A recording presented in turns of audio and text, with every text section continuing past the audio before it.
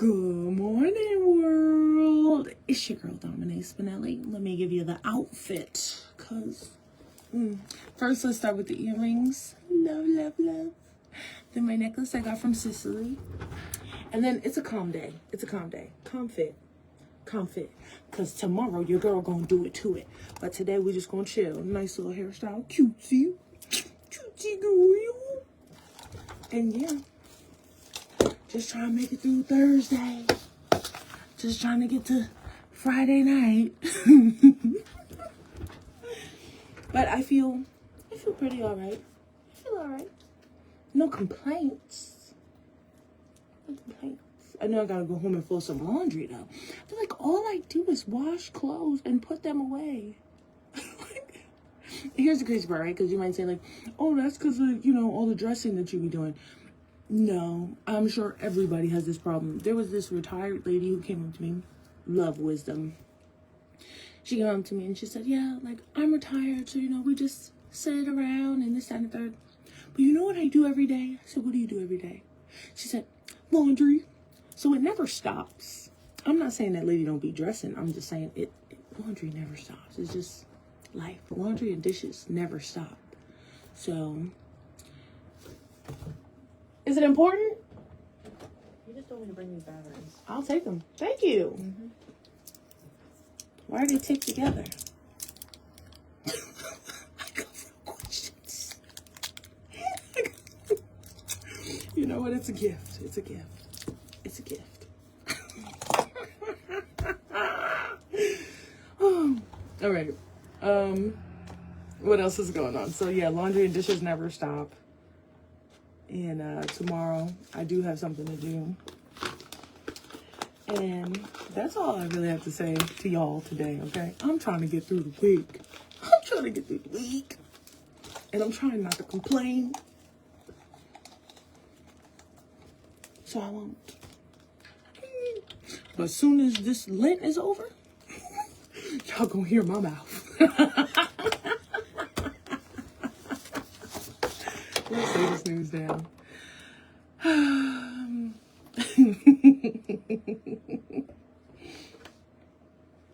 I crack me up. All right, let's do it. Good morning, Miss Cindy. Have a great day. Let's lay this news down. The city of Martin has officially begun working on their finance budget for the 2026-2027 fiscal year.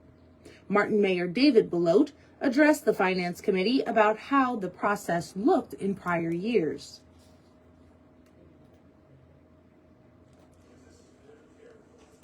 For us as a city. To be perfectly honest, in the last 4 or 5 years, we didn't get to the Finance Committee until June. And then, what good was that? Because you couldn't get through it. So we're looking at March 19th, and you all need to tell me how you want to proceed at that point. And we can work that out as we go. They also discussed how they planned to proceed. Now, they've been charged to do this.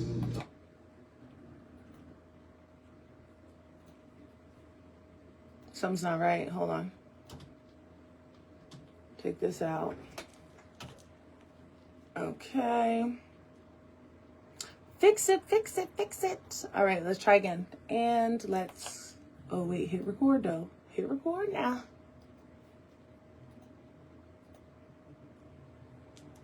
Now, they've been charged to do this, and they start now, which is a little bit, it's a lot earlier than they've done it in the past. Directors present individual department budgets to the mayor and the city recorder. We're going to do that on March the 12th and March the 13th. So they will bring their information. The city recorder and the mayor will dive into their budget. We will make sure that it's as good as it can be. Then the next step is draft budget to the finance committee. Thursday, March the 19th. We're going to do this in a month. Next meeting, This will be the budget predictions and the budget as put together by the directors, the city recorder. You'll be looking at it in our next meeting.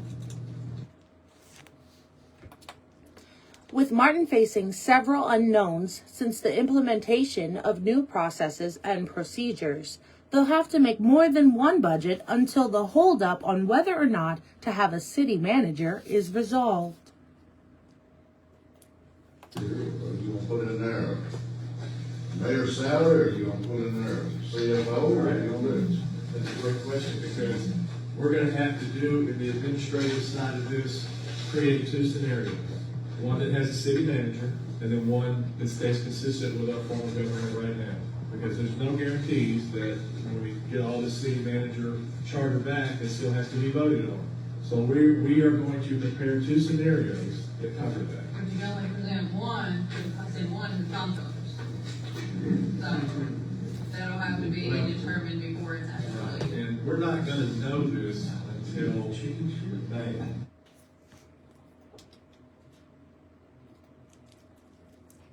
Hold on, y'all. I gotta cut something. Until May.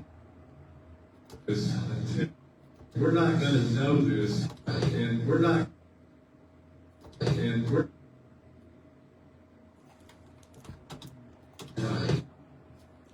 Okay. Okay.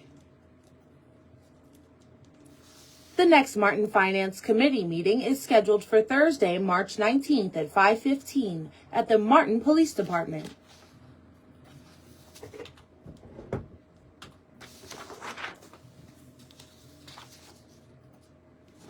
The Tennessee Department of Safety and Homeland Security responded to thousands of calls during Winter Storm Fern. This is only the third time in history that the TBI activated the 1-800-TBI Find hotline to coordinate disaster-related family reconnection efforts.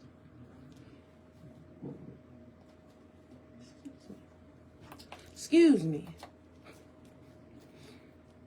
Through the use of the hotline, THP troopers, OHS special agents, and other partners conducted 86 welfare checks. Statewide, from January 24th to February 5th, Tennessee Highway Patrol responded to 9,099 total phone calls to the THP asking for assistance. Over 3,500 motorists requesting assistance. Over 1,200 crashes involving property damage, and almost 300 crashes involving injuries. They also assisted with 545 abandoned vehicles, 455 roadway obstructions, 16 vehicle fires, and 7 fatalities. Ooh. I'm a human too, golly. You know, I had this person on a Facebook dating app, right? Because I like to send voice notes. I'm not about to text you all day. I'm not the type. You call my phone, but you can't call my phone because it's Facebook dating. So they have like a voice note. They have like a voice note setting. So on the setting, anyway, so I was sending voice notes back and forth, and I always hear like, "Oh, I love your voice." Blah, blah, blah. People just saying stuff. But this one guy was like, "I thought you were an AI." I said, and I laughed. I'm like, dang, that's job security right there. But then like you get gassy. I'm just a human. You come in touch with your mortality, like, ooh. I didn't think I was going to make it there for a minute, y'all. I was reading and choking at the same time. You might not have known it, but I knew it. Okay. The Tennessee Department of Agriculture has launched a campaign to help prevent the spread of disease in the livestock industry. As fair and show season approaches, the Department of Agriculture Animal Health Division has initiated the Know Before You Show campaign. The initiative is to remind livestock exhibitors and families, along with fair and exposition managers, that simple biosecurity steps can prevent the spread of disease to Tennessee livestock. Livestock shows bring animals from many farms together, which increases the risk of contagious diseases spreading through direct animal contact, shared equipment, or human movement. State veterinarian Samantha Beatty said healthy animals make for a successful show experience, and early action protects not only the exhibitors' animals, but others at the event and the broader agricultural community.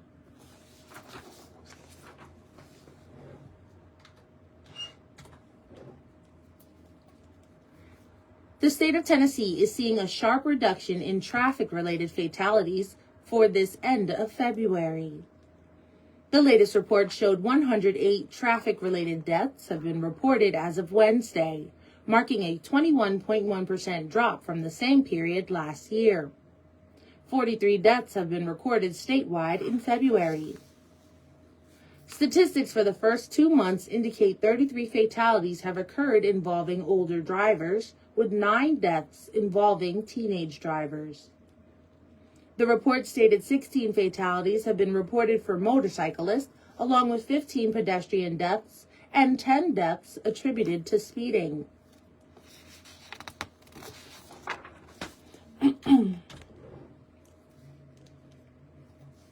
The Commonwealth of Kentucky has again set an all-time record for products shipped globally.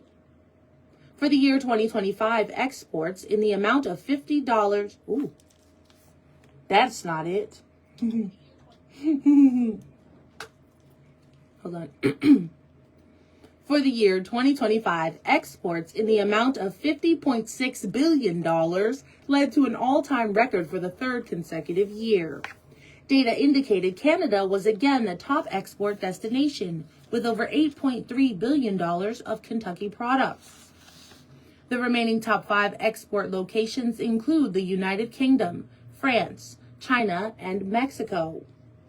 Aerospace products and parts remained Kentucky's top export at nearly $23 billion, followed by industrial machinery at $5.7 billion, $4.6 billion in motor vehicle parts, and $3.6 billion worth of pharmaceuticals.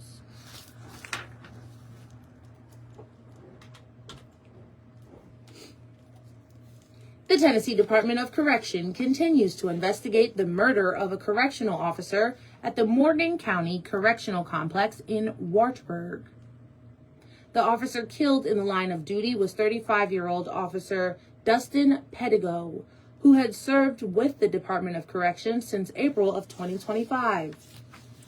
He was stabbed to death on Tuesday by inmate Reginald Steed, who was serving a 27-year sentence for aggravated assault, especially aggravated robbery, and attempted voluntary manslaughter.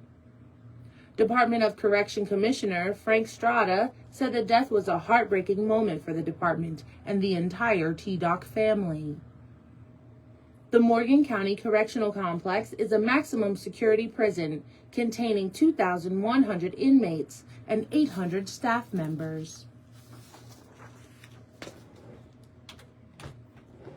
I'm glad I never became a cop, y'all. It's not a job for me. You see what I'm doing.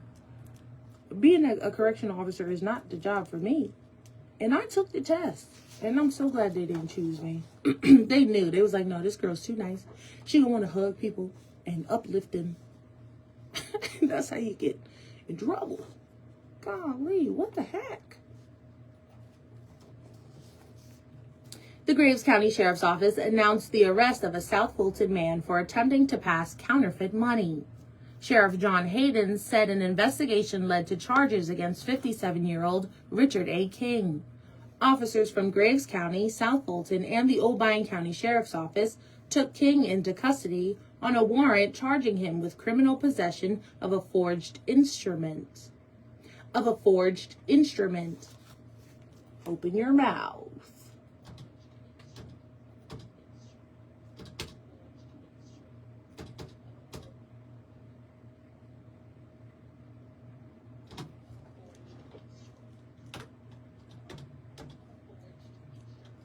Sounds much better. Okay. Keep going. Sheriff Hayden said the charges stem from King attempting to pass counterfeit bills at a business in Water Valley on February 13th. When the bills were detected, King fled the store and drove away in a vehicle with no license plate. The sheriff's office reported... Hold on, because my brain is everywhere. Hold on. Ah! Well, the good news is I was cutting that anyway.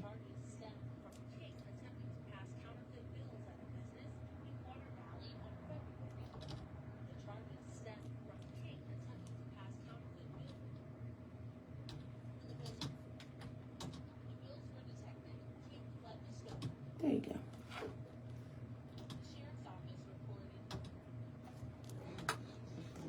And now it's back on again. Calling back. Hold on.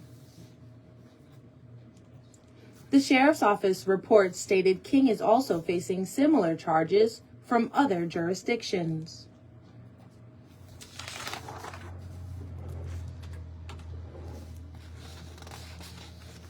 A bill moving in the Tennessee legislature could force one of the largest healthcare companies in the country to restructure how it does business in Tennessee. Channel 4 Senate Bill 2040. Sorry, y'all. I gotta quit on this.